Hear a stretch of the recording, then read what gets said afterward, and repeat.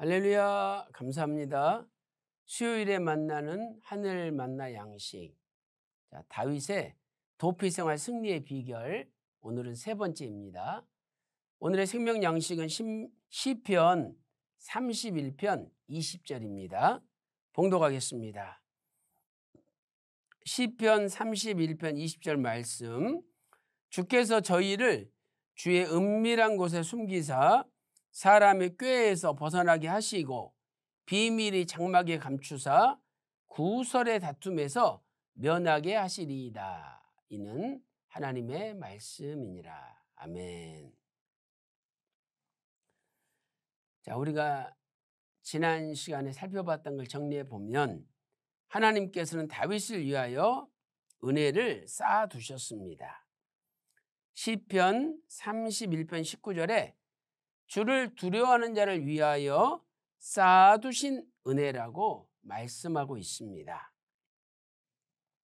첫째로 이 쌓아두신 은혜는 하나님에 의해 오랫동안 은밀히 준비되어진 은혜죠. 하나님에 의해 오랫동안 준비되어진 은혜입니다. 그래서 쌓아두신이란 단어는 히브리어 차판인데 이것은 숨겨놓다, 비밀이 저장하다라는 뜻을 가지고 있습니다.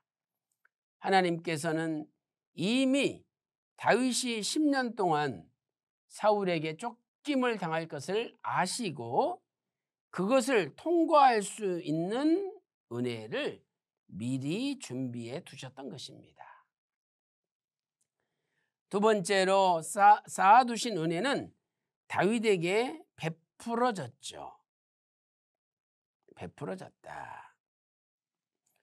그래서 시편 31편 19절 상반절에는 쌓아두신 은혜라고 말씀하고 있고 하반절에는 베푸신 은혜가 어찌 그리 큰지요 라고 말씀하고 있습니다. 아무리 은혜가 많이 준비되어 있다 할지라도 그 은혜가 당사자에게 베풀어지지 않으면 아무 소용이 없는 것이죠. 그래서 하나님께서는 우리를 사랑하사 은혜를 베풀어 주십니다. 따라서 은혜를 베풀어 주시는 분은 인간이 아니라 하나님이신 것이죠. 이렇게 쌓아두신 은혜가 베풀어질 때 어떤 역사가 일어납니까? 첫 번째로 하나님께서는 다윗을 은밀한 곳에 숨겨주셨습니다.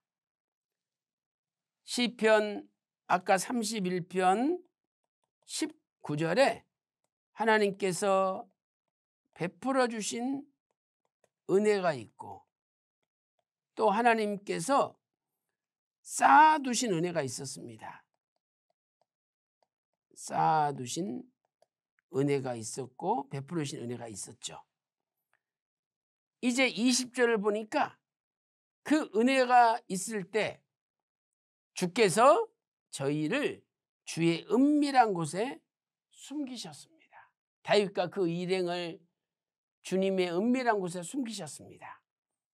그리고 사람의 꾀에서 벗어나게 하시고 비밀이 장막에 감추사 구설의 다툼에서 면하게 해주셨던 것이죠. 구설의 다툼에서 면하게 하셨습니다.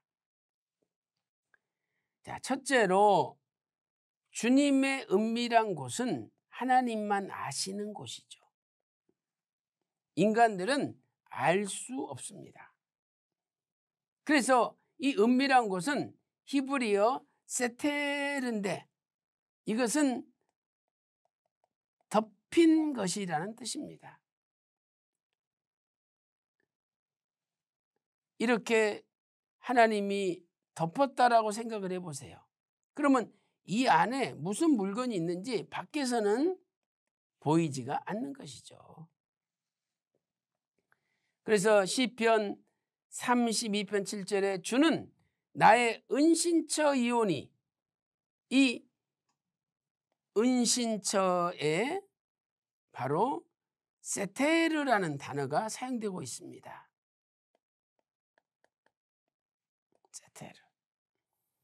환난에서 나를 보호하시고 구원의 노래로 나를 애우시리이다 셀라라고 고백하고 있습니다. 두 번째, 그 결과 사울이 10년 동안 다윗을 끊임없이 쫓아다녔지만 결국은 다윗을 해칠 수 없었습니다. 아니 10년이나 죽이려고 쫓아다녔다면 당할 만하잖아요.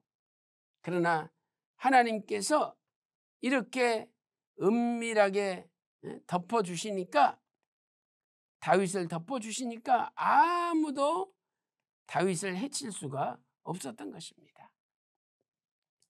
그래서 시편 18편 1절에서 여호와께서 다윗을 그 모든 원수와 사울의 손에서 구원하신 날에 다윗이 어떻게 고백하십니까?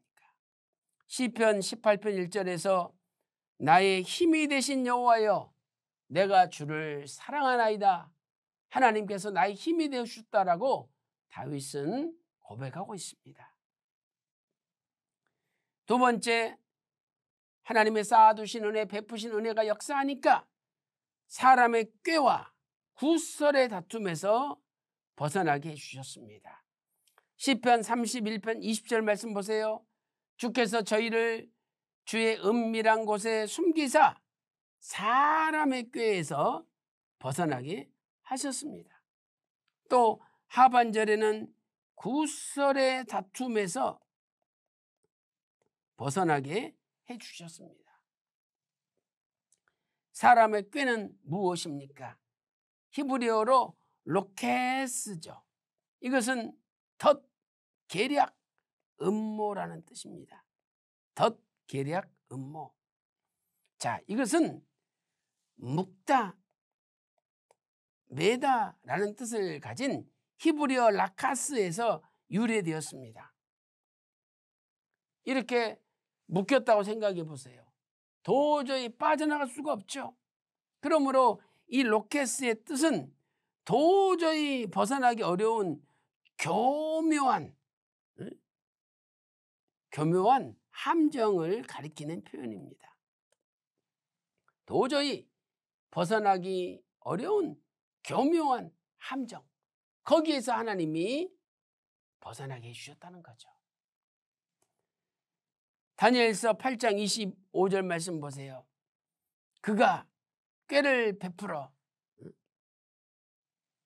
제 손으로 괴유를 이루고 마음에 스스로 큰 체하며 또 평화한 때에 많은 무리를 멸하며 또 스스로 서서 만왕의 왕을 대적할 것이나 그가 사람의 손을 말미암지 않고 깨어지리라.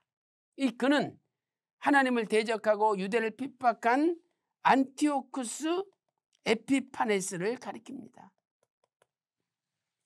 이렇게 로케스, 사람의 힘으로 도저히 빠져나올 수 없는, 벗어날 수 없는 함정을 만들었다 할지라도 하나님께서는 그 함정을 맡은 자를 멸망시키시고 하나님의 백성을 거기서 건져주시는 것입니다.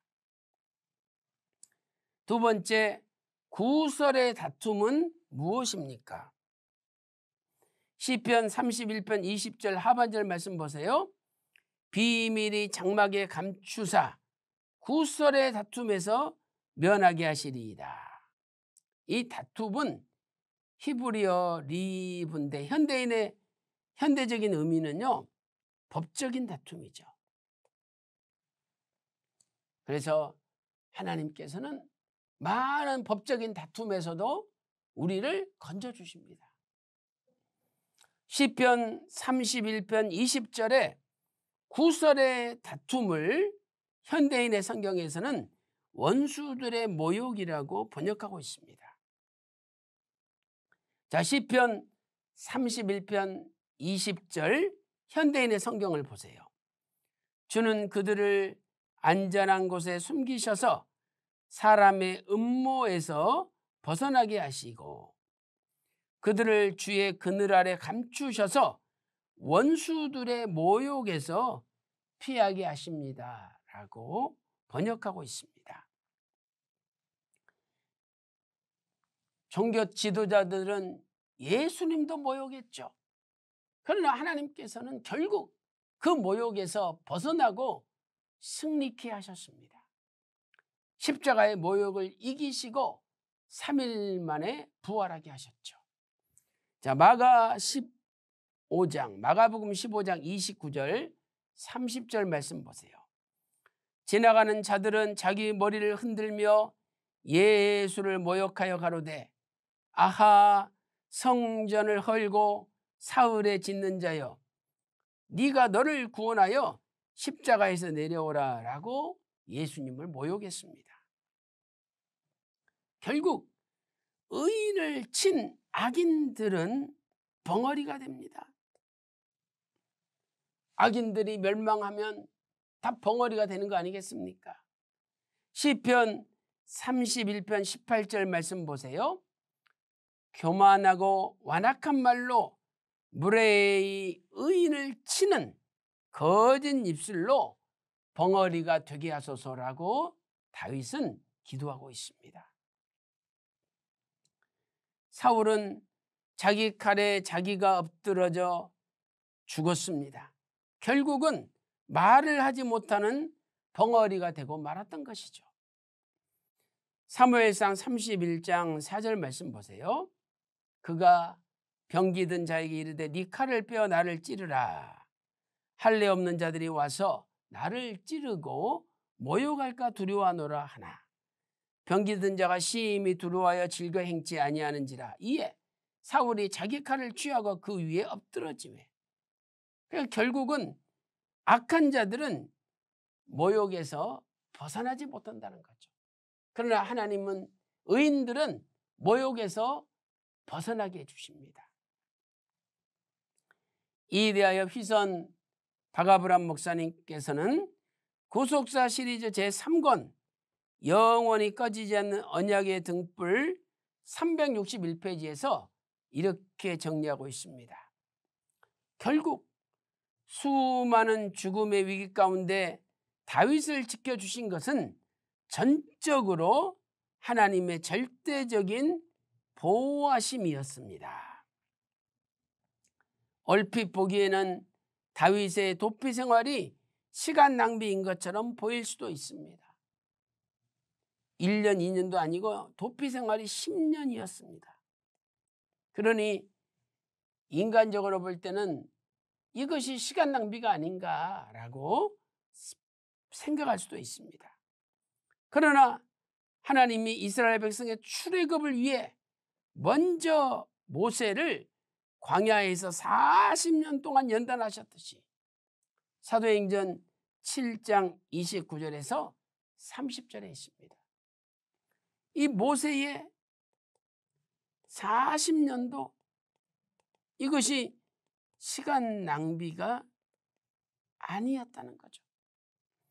또 다윗을 이스라엘 왕으로 세우기 전에 먼저 연단을 거치게 하여 정금 같은 신앙 인격으로 단련하셨던 것입니다. 그러므로 다윗의 10년도 역시 시간 낭비가 아니었다는 거죠. 오히려 이것은 정금 같은 신앙 인격으로 만드시는 과정이라는 거예요. 정금 같은 신앙 인격으로 만드시는 과정이었습니다. 그래서 욥기서 23장 10절에 그가 나를 단련하신 후에는 내가 정금같이 나오리라라고 말씀하고 있습니다. 이 정금을 만들려면은요, 금을 용광로에 집어넣습니다. 얼마나 뜨겁고 아프고 괴롭고 고통스러운지 모릅니다. 그러나 그런 불같은 연단을 통과할 때 금 속에 있는 모든 불순물, 필요 없는 것들이 다 제거되고 완전히 순수한 금, 순결한 금으로 나오게 됩니다. 사랑하는 성도 여러분, 오늘 교회가 많은 어려움을 당하고 있지만 이것은 절대로 시간 낭비가 아닙니다. 하나님께서는 우리의 신앙 인격을 정금같이 단련시키시고 이제 우리를 통해서 순수한 신앙으로 더 큰 일을 하시기 위하여 이러한 어려운 일을 만들고 계십니다. 그러므로 끝까지 불같은 신앙 연단을 이기시고 통과하여 오늘 또 정금 같은 신앙 인격으로 하나님 앞에 크게 쓰임받는 구속사의 위대한 신앙의 인물들이 다 되시기를 주님의 이름으로 축원합니다. 기도 올리겠습니다. 살아계신 아버지 하나님, 오늘 또 하나님께서 쌓아두신 은혜, 베풀으신 은혜로 다윗을 사람의 꾀와 구설의 다툼에서 건져 주셨습니다. 그리고 하나님의 은혜로 다윗을 덮어주심으로 10년 동안 사울이 쫓아다녔지만 해치지 못하도록 막아주셨습니다. 하나님께서 다윗의 신앙 인격을 정금같이 만드시고 순수한 신앙으로 만드셔서 더 큰 일을 하도록 이끌어 주셨습니다. 살아계신 아버지 하나님, 오늘 또 이 시대에 우리가 고난을 당하지만 이 고난이 정금 같은 신앙으로 우리의 신앙 인격을 연단케 하시고 이제 우리가 다윗처럼 더 큰 일을 행할 수 있도록 구속사 말씀으로 전 세계 열방을 향하여 크게 외칠 수 있도록 선한 길로 인도하여 주시옵소서. 오늘도 주의 은혜로 모든 병을 고치시고 우한 질고 병마를 물리쳐 주시옵소서. 이 시간에 예수 그리스도 이름으로 명하노니 모든 병마야 물러갈지어다. 온몸이 깨끗이 나을지어다. 가정가정마다 근심이 없는 천천만만의 복이 쏟아질지어다. 오늘 또 정금 같은 믿음으로 승리하기를 간절히 소망하며 이 모든 말씀 존귀하신 우리 구주 예수 그리스도 이름으로 간절히 기도 올리옵나이다. 아멘. 지금은 우리 주 예수 그리스도의 은혜와 아버지 하나님의 만극하신 사랑하심과 성령님의 감동 감화 내주 충만 교통하심이 오늘 또 사람의 꾀와 구설의 다툼에서 건져주시는 하나님을 소망하는 모든 성도들 머리 위에 그들의 가정과 직장과 생업과 교회 위에 이제로부터 영원토록 함께 있을지어다. 아멘.